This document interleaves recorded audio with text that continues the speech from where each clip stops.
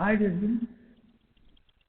Hope you are enjoying your online classes and you study a lot from the session. Today, we are going to discuss computer application of class 10 and in constructor we had learned till this keyboard and we came to know the uses of this keyboard very clearly.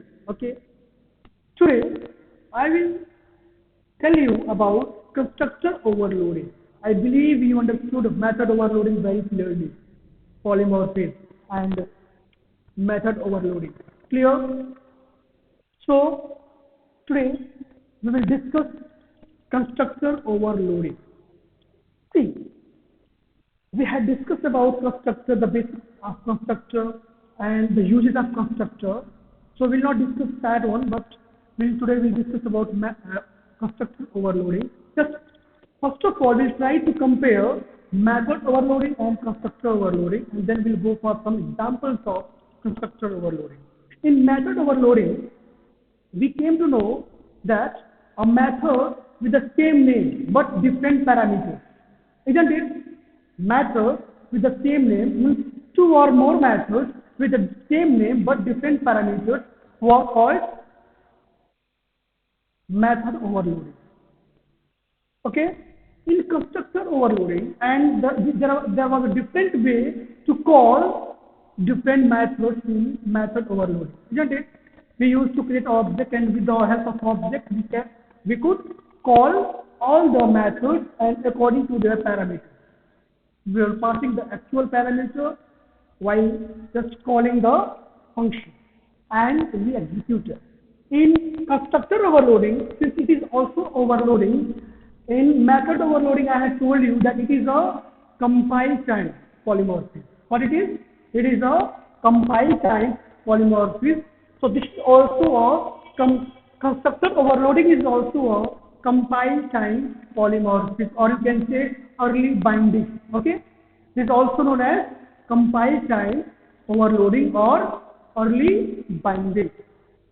In constructor overloading, since we are aware that a constructor will have the same name of its class and without no return type, it was then like one example we can say.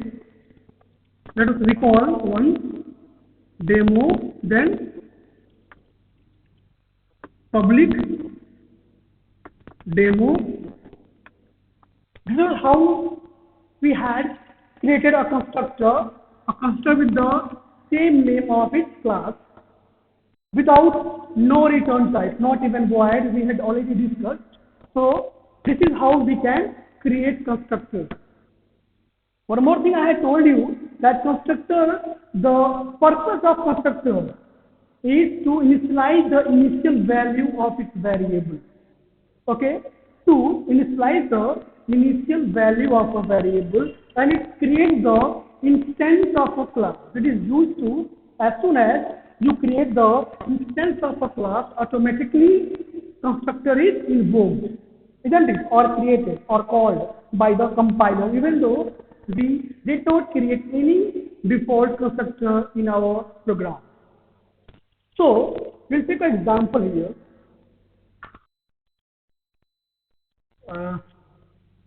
We have, suppose, public void display. I have int or leave it simply we can public static void main string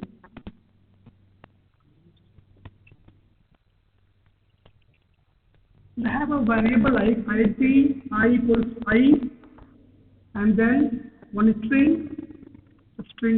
Suppose we have two variables. Okay, we have a method and we are creating object no need to create object because we have already a static method. So let's take an example.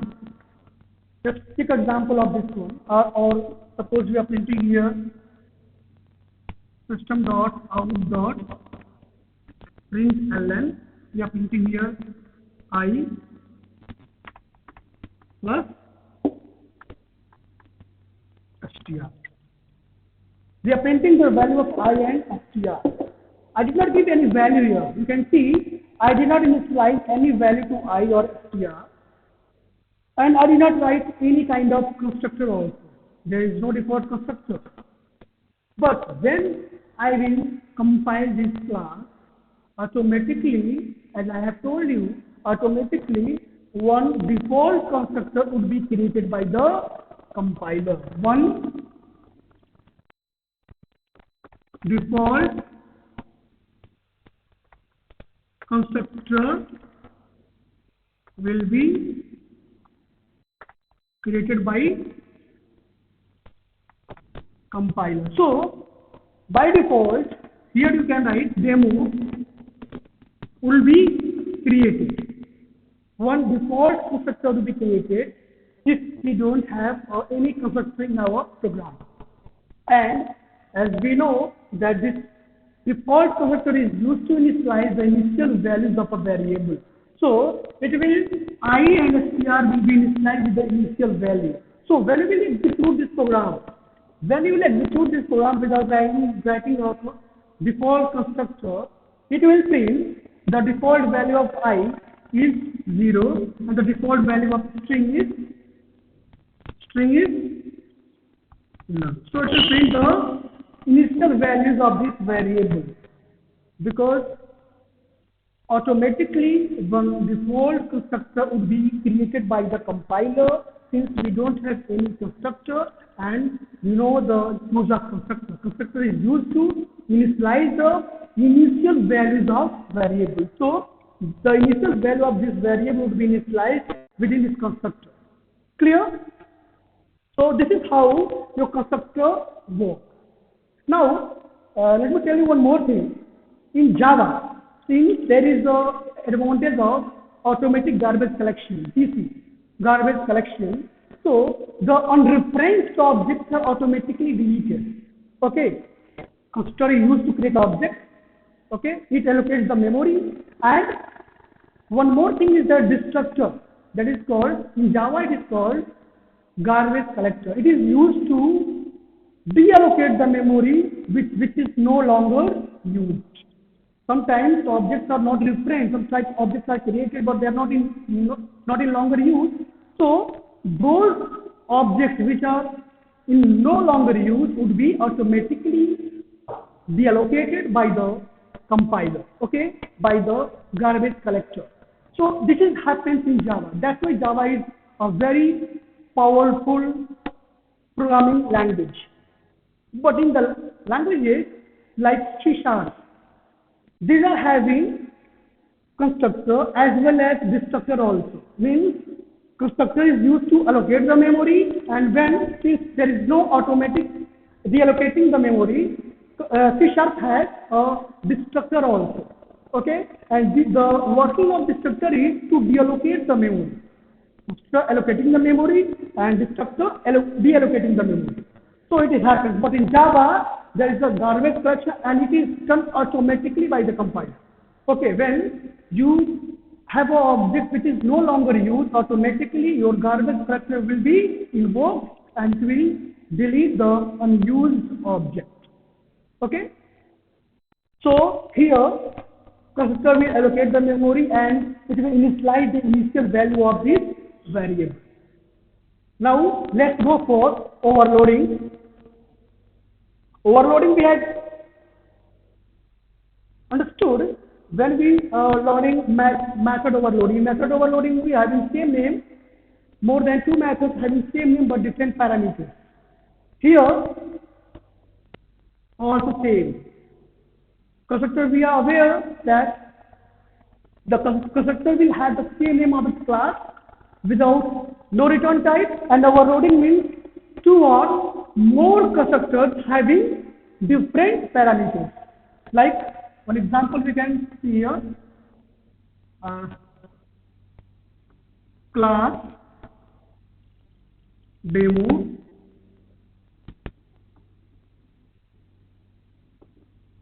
demo. Suppose we have variable here int I equals to 0 and string str equals to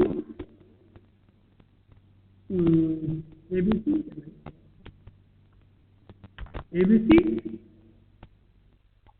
okay, or no need to write this value, we will initialize in this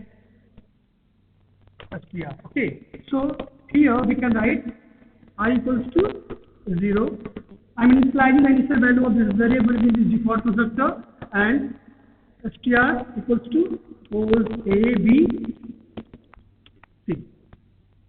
This is a default one because I don't have here any kind of parameter, so this is also known as non-parameterized or default constructor. I will have one more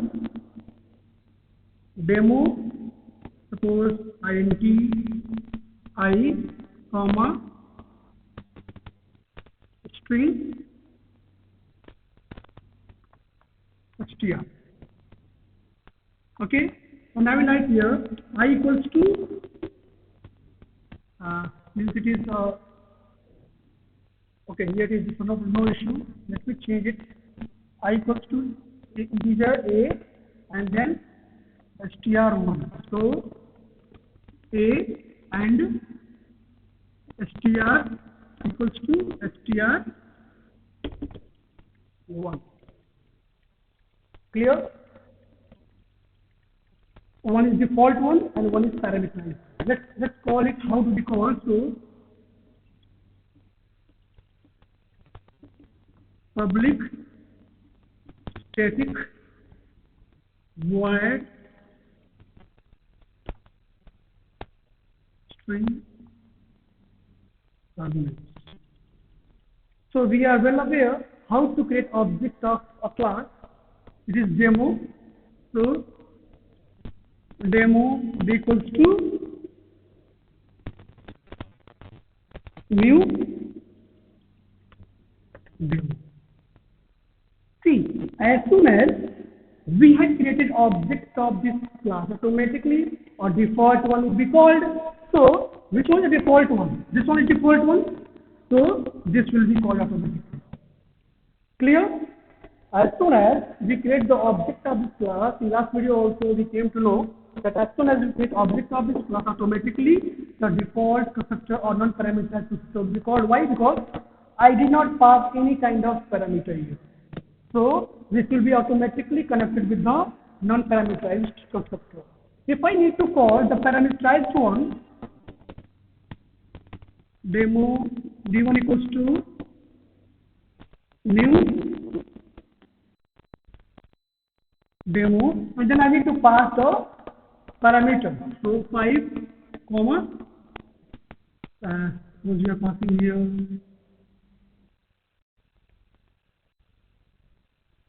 only this. I'm not printing it, simply this is a demo only. So we are not printing any value, but see how we are calling. We are focusing on how we are calling the constructor. It is a example of constructor overloading. How it is constructor overloading? Class name, the method name is same, method name is also same, and without no return type, and we are having more than one method. We are having more than one method. It means it is a more than one method with the same name and of its class name. So class name is also same and having all the methods with the same name of the class name. So this is called constructor overloading. And how we can differentiate overloading, constructor overloading? Because of these parameters. Here there is no parameter. Here there is parameter. So this is a example of constructor overloading, and this is the way how we can call.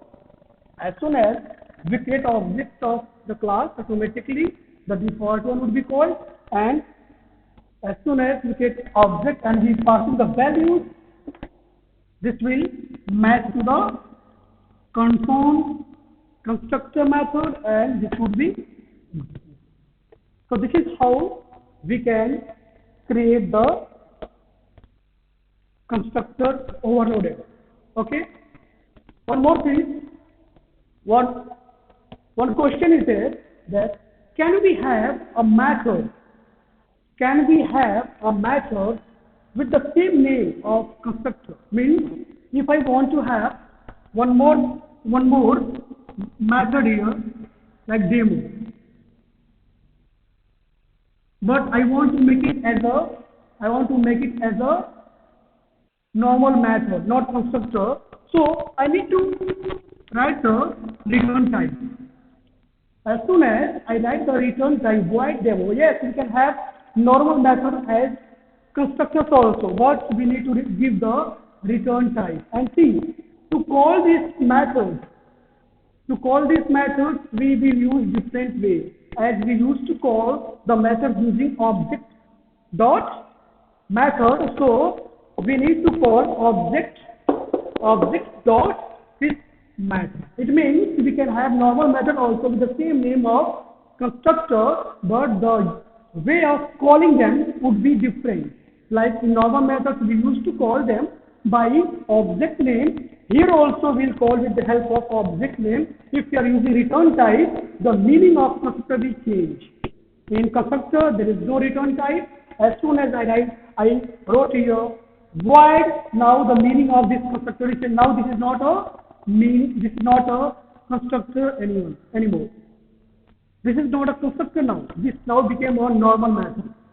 So yes, we can have method name and constructor name both same, but there is a slight change that in normal method there will be a return type, but in constructors there will be no return type, but they can have the same name. Clear? So you can differentiate the constructor and the normal method by this way that constructor will have the same as class name, that's okay. Here also same name as class name, but there is no return type in constructor, not even void. We cannot use void also. So this is a constructor. This is a constructor, but it's not a constructor. This is a normal method. And the way of calling the normal method is also different, as we have learned how to call the normal method. We call them by object dot method name. Okay? If we have a void demo, one more method inside, so we can call not directly creating an object and we can call no. We will call by the object name to this function because these are the normal functions. Clear? So this is your constructor overloading. Hope you enjoyed this session, constructor overloading, and you are learning a lot. Keep learning. Thank you very much.